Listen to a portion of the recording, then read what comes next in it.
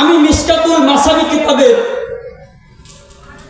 বাবুল কাবায়েরি ও আলামাতুন নিফাক এই অধ্যায় থেকে একটি হাদিসে কারিমা তেলাওয়াত করেছি, যেই হাদিসে কারিমার সাথে বর্তমান প্রেক্ষাপটের সাথে মিলে যায় বিদায় এই হাদিসে কারিমা আমি তেলাওয়াত করেছি। হাদিসটা হচ্ছে ওয়ান আবু হুরায়রা রাদিয়াল্লাহু তাআলা আনহু ক্বালা ক্বালা রাসূলুল্লাহ সাল্লাল্লাহু আলাইহি ওয়াসাল্লাম ইজতানাবা সাবআ মুবিকাতুন। হুজুর আকরাম সাল্লাল্লাহু আলাইহি ওয়াসাল্লাম বলতে লাগলেন যে জগতের ভিতরে 7 শ্রেণীর মানুষের উপরে আল্লাহর লানত, আল্লাহর গজব, আল্লাহ রাব্বুল আলামিন তাদের দিকে কিয়ামতের ময়দানে ফিরেও তাকাইবে না। বলেন নাউজুবিল্লাহ। এখন এই 7 শ্রেণীর ব্যক্তি কারা আমরা জানতে চাই। শুধু 7 শ্রেণী নয়, আমি এই হাদিসের ব্যাখ্যায় এই হাদিসের আলোচনা বের করতে যাইয়া অনেকগুলা কিতাব ঘেটে এর আপনার এই কবিরা গুনাহ সম্পর্কে আমি 137টি কবিরা গুনাহ খুঁজে বের করেছি। কতটি? 137টি কবিরা গুনাহ। এই 137টি কবিরা গুনাহ থেকে আমি বেছে কেটে ছেটে আমি 74টি কবিরা গুনাহ এনেছি। এই 74টি কবিরা গুনাহ থেকে যেই ব্যক্তি হেফাজত থাকতে পারবে ওই ব্যক্তি আল্লাহ বিনা হিসাবে জান্নাত দান করবে। বলেন সুবহানাল্লাহ। সুবহানাল্লাহ। এর ভিতরে এক নম্বর হচ্ছে আল্লাহ রাব্বুল আলামিন বলতে লাগলেন, হুজুর আকরাম সাল্লাল্লাহু আলাইহি ওয়াসাল্লামকে সাহাবারা জিজ্ঞাসা করলেন ক্বালু আমা হিয়ান কুন্না ইয়া রাসূলুল্লাহ, এই 7 শ্রেণীর ব্যক্তি কারা?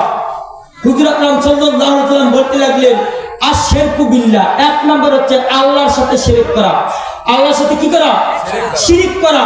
আল্লাহ রাব্বুল আলামিন সমস্ত গুনাহকে maaf করবে, কিন্তু শিরকের গুনাহ আল্লাহ maaf করবে না। শবে বরাত, শবে কদরের রাত্রিতে, 2 ঈদের রাত্রিতে আল্লাহ রাব্বুল আলামিন মুহররম মাসের 10 তারিখের রাত্রিতে সমস্ত ব্যক্তিদের গুনাহ আল্লাহ maaf করবে, কিন্তু শিরককারীর গুনাহ আর পিতামাতার সাথে অবাধ্য বেয়াদবি করার যে গুনাহ এই ব্যক্তিদেরকে আল্লাহ maaf করবে না। তার পাশাপাশি আরেকজন ব্যক্তি রয়েছে, এই ব্যক্তির হচ্ছে সুদখোরের গুনাহকে আল্লাহ maaf করবে না। সম্মানিত উপস্থিতি, এর ভিতরে বলেছে 1 নম্বর হচ্ছে শিরক বিল্লাহ, আল্লাহর সাথে শিরক করা। কি করা? এই আল্লাহর সাথে শিরক বলতে আমরা কি বুঝি? আল্লাহর সাথে সমকক্ষ মনে করা। আল্লাহকে কি করা? তার সমকক্ষ মনে করা। মনে করেন আমরা সিজদা করব আল্লাহকে। কাকে? আল্লাহকে। কারণ আল্লাহকে সারা পৃথিবীর জমিনের কোন ব্যক্তিকে যদি সিজদা করার কোন আদেশ থাকতো তাহলে সাহাবায়ে কেরাম সিজদা করত নবীকে। কাকে? নবীকে। আর আমাদের উপরে যদি সিজদা করার কোন প্রচলন থাকতো তাহলে ছেলে সন্তান সিজদা করত তার পিতামাতাকে। বলেন সুবহানাল্লাহ। নারীদের উপরে যদি সিজদা করার কোন প্রচলন থাকতো সমস্ত নারীরা সিজদা করত তার স্বামীর কদমে। কোথায়? স্বামীর কদমে। বিদায় আল্লাহ ছাড়া কোন ব্যক্তিকে সিজদা করা যাবে না। আমাদের ভিতরে আমরা অনেকে রয়েছি, আমরা অনেক পীরের মুরিদ, কিন্তু আমাদের পীরকে যাই ভক্তি দিয়ে সিজদা করি, এইটা হচ্ছে শিরক। এটা কি? শিরক। এরপর হচ্ছে গণকের নিকটে আমরা হাত গণনা করি। এই হাত গণনা করার পরে গণক অনেক কথা বলে, এই গণকের কথার ভিত্তিতে বিশ্বাস করাটাই হচ্ছে শিরক। কারণ গায়েব সম্পর্কে একমাত্র আল্লাহ ছাড়া আর কেউ জানে না।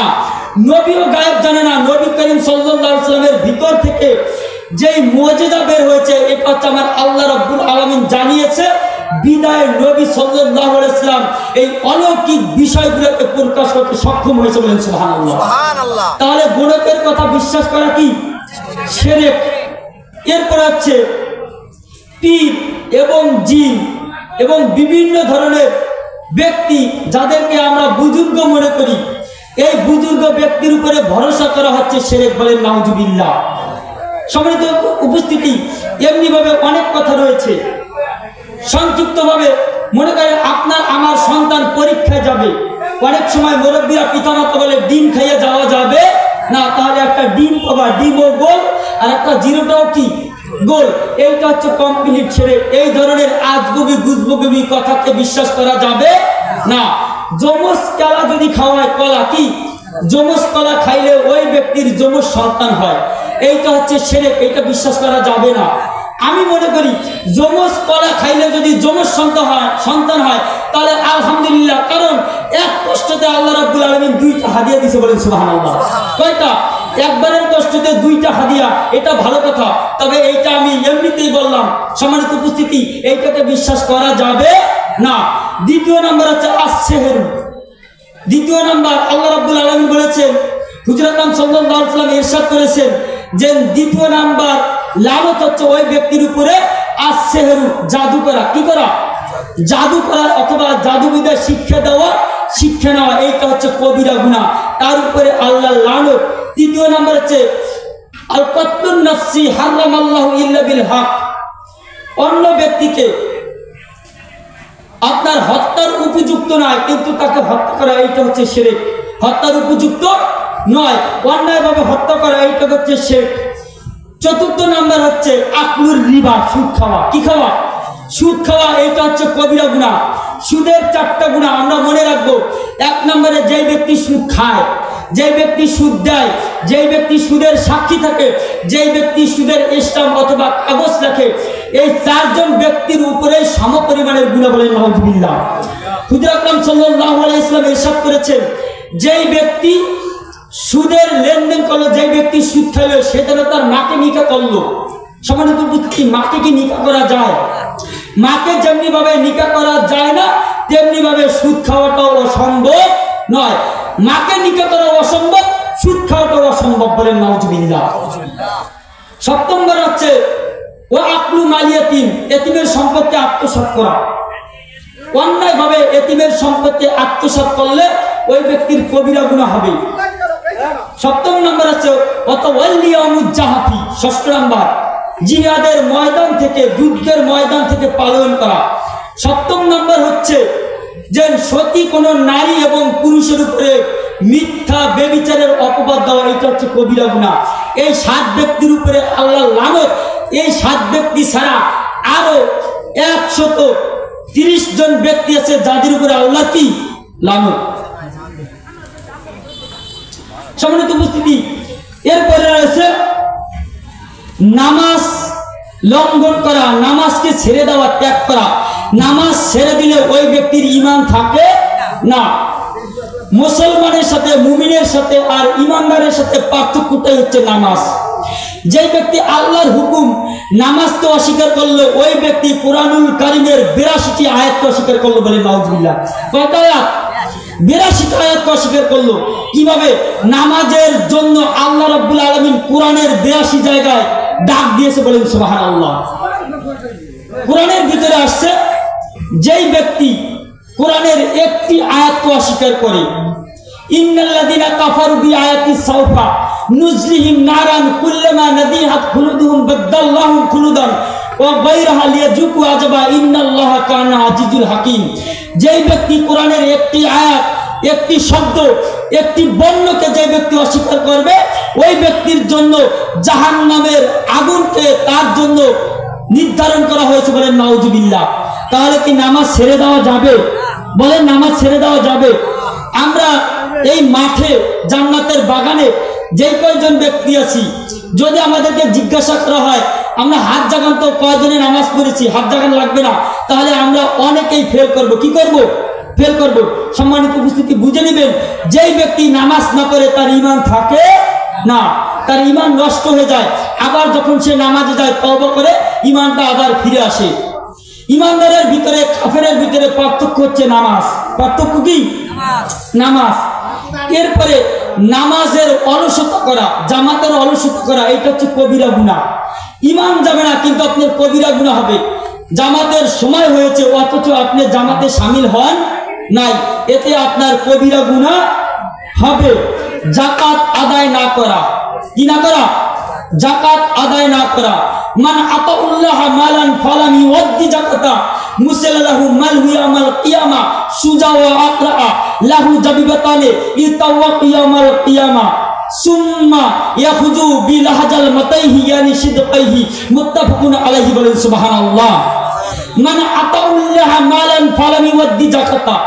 যেই ব্যক্তিকে, যেই ব্যক্তির উপরে জাকাতকে ফরজ করা হয়েছে অথচ ওই ব্যক্তি জাকাত দেয় না, ইয়াউমাল কিয়ামা সুজা ওয়া আকরা, কিয়ামতের ময়দানে তার গলায় বেরিতে গলায় একটি বিষাক্ত সাপ তার গলায় বেষ্টন করা হবে। সুজা ও আকরা, তার শরীরের ভিতরে কাঁটা থাকবে। কি থাকবে? কাঁটা থাকবে। তার চোয়ালের দুই চোখের দুই দিক থেকে এই সাপটাকে কামড়াইতে থাকবে। বলেন নাউজুবিল্লাহ।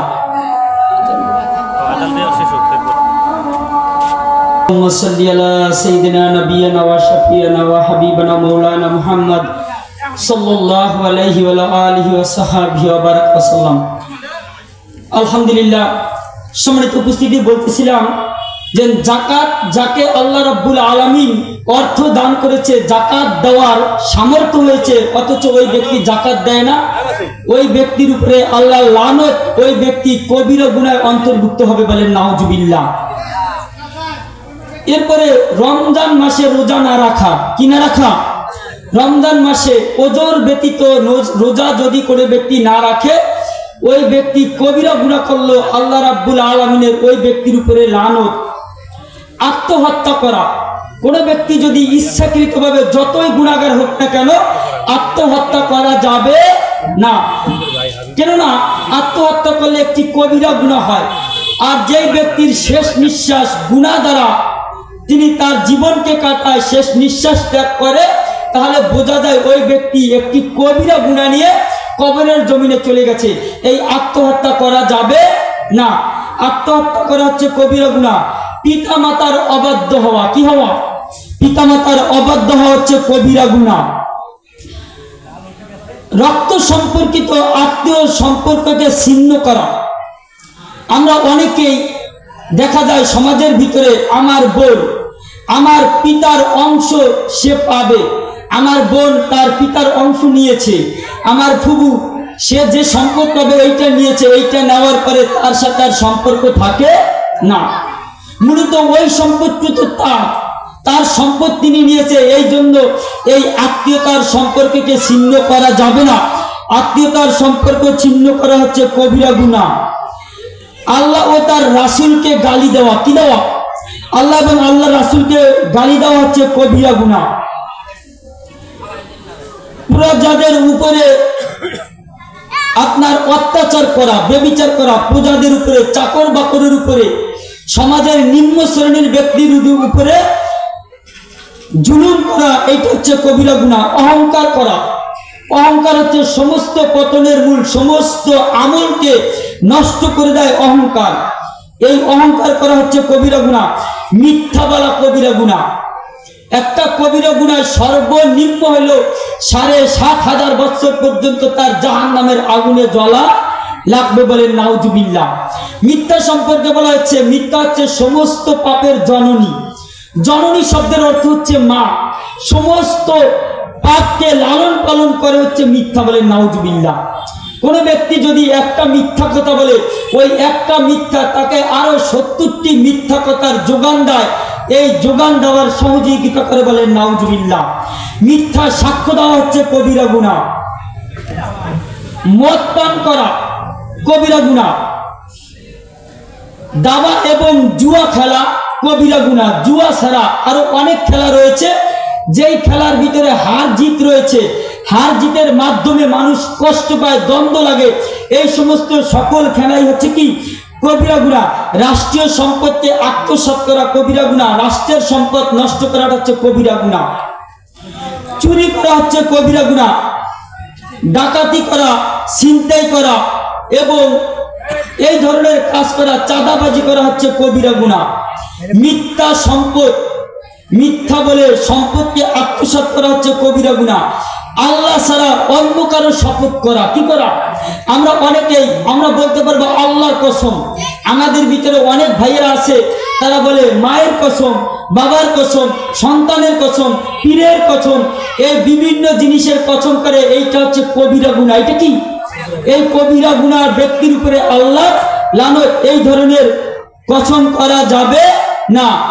জুলুম ও অত্যাচারে অত্যাচারিত হওয়া, জুলুমের হাতে যে ব্যক্তি জুলুমকারী, অপরের উপরে অত্যাচার করে, এই অত্যাচারী করা হচ্ছে কবিরা গুনাহ।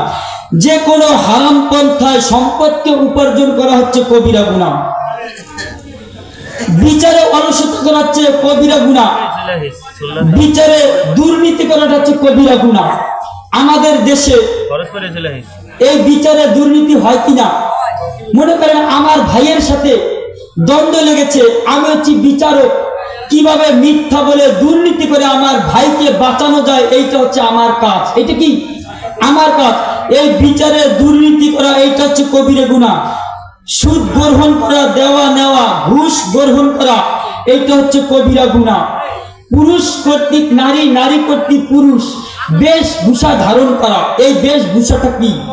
বর্তমানে আমি পুরুষ, আমার চুল নারীর মতো বড়, আমার ঠোঁট ছিদ্র করা, আমার কান ছিদ্র করা, বালা লাগানো, নাক ছিদ্র করা, হাতে ব্যাস করা, চুরি করা, এইটা হচ্ছে বেশভূষা ধারণ করা। এই কাজটা হচ্ছে নারীর, পরে পুরুষ, এইটা হচ্ছে কবিরা গুনাহ। নারীরা পুরুষের বেশভূষা ধারণ করা, তারা টাকনুর উপরে পোশাক পরে, পুরুষের মতো রাস্তায় হাঁটাচলা করে, তারা পুরুষের মতো চুল কাটিং করে, বিভিন্ন কাজগুলো হচ্ছে পুরুষের মতো। এইটা হচ্ছে নারী কর্তৃক পুরুষ, পুরুষ কর্তৃক নারী বেশভূষা ধারণ করা, এইটা হচ্ছে কবিরা গুনাহ। তালাকপ্রাপ্ত মহিলাকে হিলা দেওয়া, এটা কবিরা গুনাহ। হিলা দেওয়া যাবে না। তালাকপ্রাপ্ত নারীকে হিলা দেওয়া, প্রস্রাব থেকে পবিত্রতা না হওয়া। আমরা অনেকেই আছি পেশাব করি অথচ ঢিলা ব্যবহার করি না, পানি ব্যবহার করি না। এই পেশাব থেকে পবিত্র না হইলে এটা হচ্ছে কবিরা গুনাহ। হুজুর আকরাম সাল্লাল্লাহু আলাইহি ওয়াসাল্লাম একটি কবরের নিকট দিয়ে যাইতেছেন, সেখানে তিনি দেখতেছেন কবরের ভিতরে আযাব হইতেছে। কি হইতেছে? আযাব হইতেছে। ওই কবর ব্যক্তিকে ডাক দিলেন, কুম্বি ইজনিল্লাহ। তখন তিনি দাঁড়িয়ে গেলেন, বলতে লাগলেন, আপনার কবরের ভিতরে এত কঠিন যন্ত্রণাদায়ক শাস্তি হবার কারণ কি? তিনি বলতে লাগলেন, ইয়া রাসূলুল্লাহ, ইয়া হাবিবাল্লাহ, আমি দুনিয়াতে পেশাব করে পবিত্রতা অর্জন করি নাই। কবরের জমিনে যত প্রকারের আযাব গজব শাস্তি রয়েছে, সবচাইতে বেশি যন্ত্রণাদায়ক শাস্তি হচ্ছে যেই ব্যক্তি পেশাব করে পবিত্রতা অর্জন করে না। এই পেশাবে অপবিত্র থাকাটা হচ্ছে কবিরা গুনাহ। রিয়া, অন্যায়কে অন্যকে দেখানোর ইবাদত করা হচ্ছে কবিরা গুনাহ। সম্মানিত উপস্থিতি, এমনি ভাবে 137টি কবিরা গুনাহ রয়েছে, যেই কবিরা গুনাহ করলে আমাদের কি যাবে? আমাদের উপরে আল্লাহর লানত। আল্লাহ রাব্বুল আলামিন এর থেকে হেফাজত করুক, আমিন। আসসালামু আলাইকুম ওয়া রাহমাতুল্লাহি ওয়া বারাকাতুহু।